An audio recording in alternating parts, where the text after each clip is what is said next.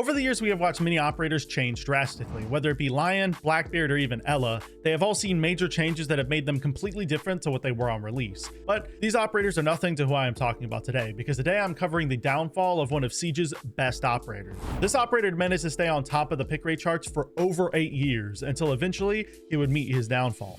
So follow me as I tell the story of one of Siege's most dominant operators.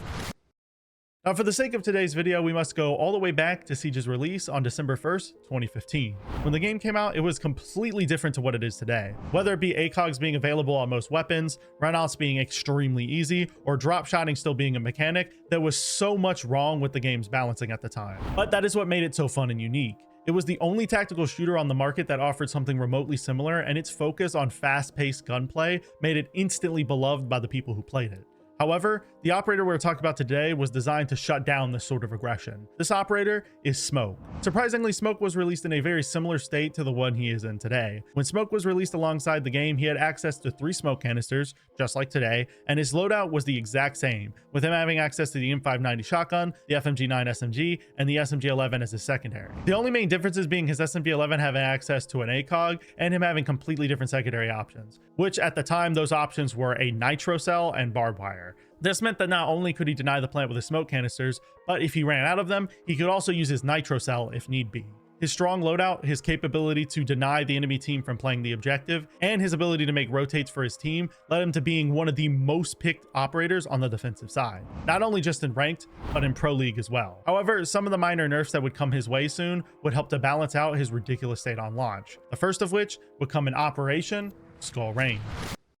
Operation Skull Rain was overall a mid-operation at best. It brought the new map Favilla, which is widely considered to be a terrible map, and for good reason, and the operators it brought along weren't great either. Caveira was realistically just a casual operator since her gadget fell apart immediately in competitive, and Capitao could be strong and competitive, but he wasn't used nearly as often as other operators. However, the main reason we are here for is the introduction of the new secondary gadgets, those being claymores and impact grenades. With the release of these new secondary gadgets, Ubisoft decided to redistribute a lot of operator secondary gadgets to accommodate these new options. Smoke was one of those operators, having his nitro cell finally removed, and in its place were the new impact grenades. This was a change that needed to happen, to be honest. Him having access to that much planted now was just a little too extreme, and this realistically wouldn't contribute to his downfall at all, because most people realized that this change was a needed change.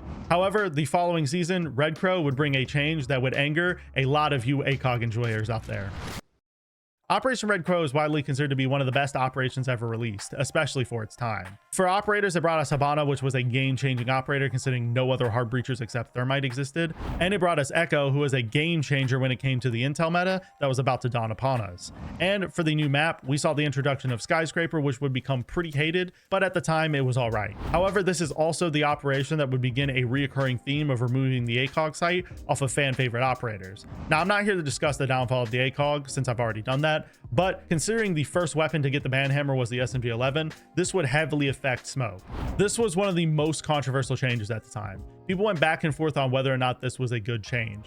But looking back on it now, I can definitely say that this was a good balancing decision on Ubisoft's part. Having a secondary weapon capable of taking long-range engagements like that was honestly pretty dangerous. It also didn't help that Spawn Peek was becoming a pretentious topic in the community at the time, which exacerbated the issue. So it makes sense why they made this change. However, to counteract this nerf somewhat, Ubisoft decided to buff Smoke's canisters in the same update. This buff revolved around changing the trajectory of his canisters. If you didn't know, Smoke's canisters on release wouldn't be thrown very far. They had a very similar trajectory to the original nitro cells, which made Smoke's canisters much harder to throw at a distance. However, this update would change that to make his canisters trajectory more in line with frag grenades. Smoke's canisters had way less of a fall off when flying through the air after this change, which made them much more consistent. However, things would get even better for him in this regard with the release of Operation Wind Bastion. Operation Wind Bastion was a pretty good operation overall. It brought us 2 game-changing operators in the form of Nomad and Cade, Cade being the only operator in the game that can electrify hatches, and Nomad being the only operator that could effectively watch a flank. Additionally, we saw the introduction of Fortress, which can be a fun casual map, but for ranked, it really wasn't great. However, what we're here for today is obviously the balancing changes to Smoke. In this update, we saw the SMG11 receive a slight damage buff, and for the more important change, Ubisoft decided to buff Smoke's canisters trajectory a lot, making it possible for Smoke to throw them much much farther than he ever could before. This was pretty huge for allowing Smoke to create long lineups with his canisters, and it made them a lot more consistent when Smoke was playing behind cover. Speaking of being behind cover, in a few seasons, Smoke was about to get a change that would solidify him as one of the best operators in the game. That change being an Operation Barrage. Operation Barrage was an interesting operation to say the least. The operators weren't that great, with Amaro and Goyo both not affecting the ranked meta much, and the map rework for Canal was decent, but it still has a lot of haters to this day. However, the one redeeming part of this operation is the balancing changes that came along with it, the biggest of which being the rework to the deployable shield, which would change the way we play the game forever. This rework, if you don't know, was adding bulletproof glass onto the deployable shield to allow players to see through it. This was so strong because it allowed you to see opponents through the glass and then swing out from behind the shield.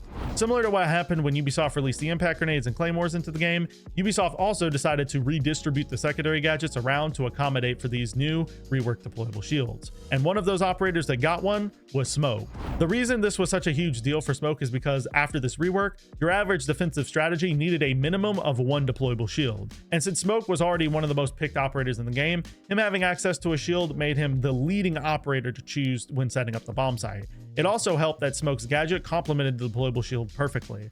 This is because the shield allowed Smoke to deploy his canisters from behind cover, allowing him to remain completely safe while using his canisters. And since Smoke's entire goal was to stay alive as long as possible, bulletproof metal staying in front of him at all times made this task much easier.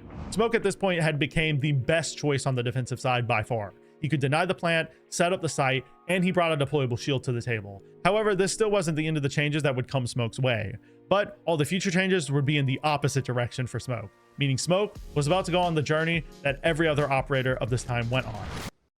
The first nerf that would come Smoke's way would come in Operation Shadow Legacy. This operation is known for its large number of balancing changes that switched up the meta, and today's operator Smoke was no different. In this operation, Ubisoft wanted to target the inconsistency of Smoke's canisters. What I mean by this is sometimes Smoke's toxic gas would travel through surfaces like walls and floors. This was a frustrating mechanic for the attack because there was simply nothing that you could do to counter Smoke in these situations. That is why in this update, Ubisoft completely removed his canister's ability to do this. This was overall a fair change because glitching through surfaces wasn't a fair mechanic, and at the end of the day, this didn't affect Smoke's pick rate at all.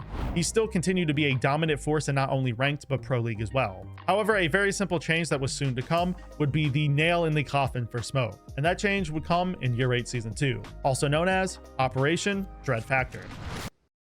Operation Dread Factor is an extremely recent operation. We saw the introduction of Fenrir as the new operator, which would have a huge effect on the meta since his traps were so strong, and we saw the introduction of the Consulate rework, which was welcomed with open arms by players who hated the map previously. However, we are realistically here for the balancing changes, the one targeted at Smoke being removing his deployable shield. This change may not seem like much since all of the buffs he had been through previously. However, if you look at the meta as a whole right now, you'll begin to realize why Smoke has been falling off in the pick rate charts ever since this change. The main reason is because we are in an extremely heavy gunfight meta, meaning that the diffuser is being planted less and less. And since Smoke's entire gimmick is to counter attackers that play the objective, he is obviously going to be less useful. Also, since he doesn't have a deployable shield anymore, he isn't nearly as reliable as other operators for setting up the site. For example, operators like Frost, Thorn, and Warden all have deployable shields with 1.5s available on their primaries, and operators like Legion, Azami, and Solace all have ways to make rotates and head holes for their team. So when the operators that are extremely meta right now can do half of Smoke's job, there really isn't much reason to pick him for most people. Don't get me wrong, I'm not saying Smoke is bad by any means. I just think he has become a lot more niche of an operator. It's not really worth picking him every round like it was before. I'm hoping that as Ubisoft addresses the gunfight meta, we're going to see Smoke start climbing back up to the top, but we'll just have to wait and see.